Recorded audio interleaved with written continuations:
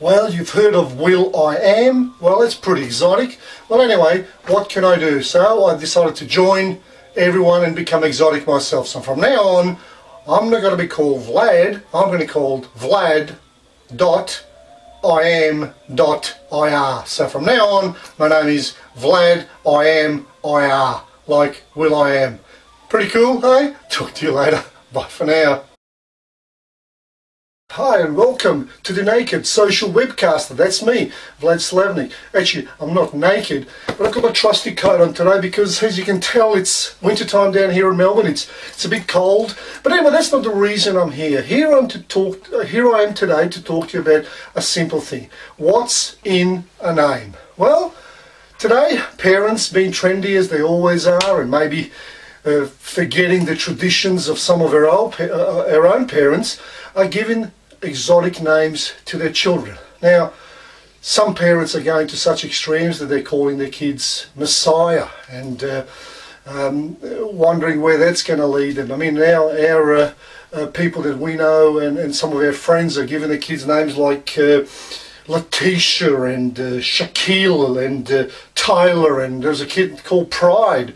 We've even got a kid that we know in our group that's called Blade, and there's Blaine, and there's Montana and Brooklyn and all sorts of things. And look, and there's nothing wrong with that, but sometimes parents need to think of the consequences of naming their kids such exotic names, and maybe they should stick to the traditional names. Now, if you look at the traditional names like your Bill and Bob and Pete and Sam and Frank and Harry, I mean, they're names that people can actually relate to and they feel comfortable with, and names they can trust. I mean, let's have a look at Bill. I mean, Bill Clinton. I mean, look, for good, bad or indifferent, he was the president of the US. Frank Sinatra was a singer.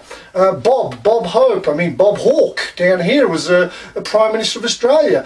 Bob Hope was a great comedian. Then you got names like Bruce Lee, Bruce Willis, Hugh Jackman, Hugh Laurie. All actors, but they've got simple names, and sometimes we need to understand and shouldn't forget tradition, that traditional names, people trust them. I mean, you know, for the future, I mean, your kid's going to go out there and into the big world, and you know, he might get laughed at, ribbed, given a hard time. He might one day apply for a position with someone, and they're going to read his name and go, Pride Smith.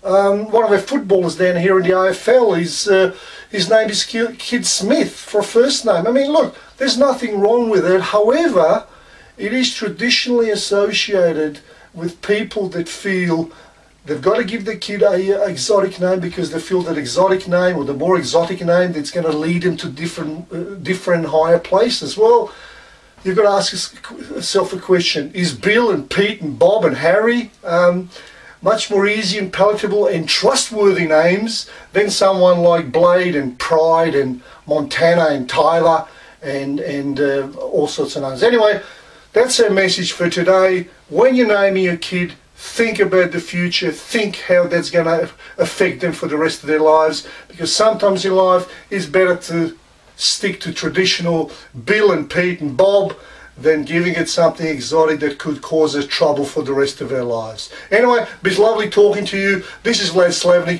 the Naked Social Webcaster, and come and listen to me for another time for another interesting episode.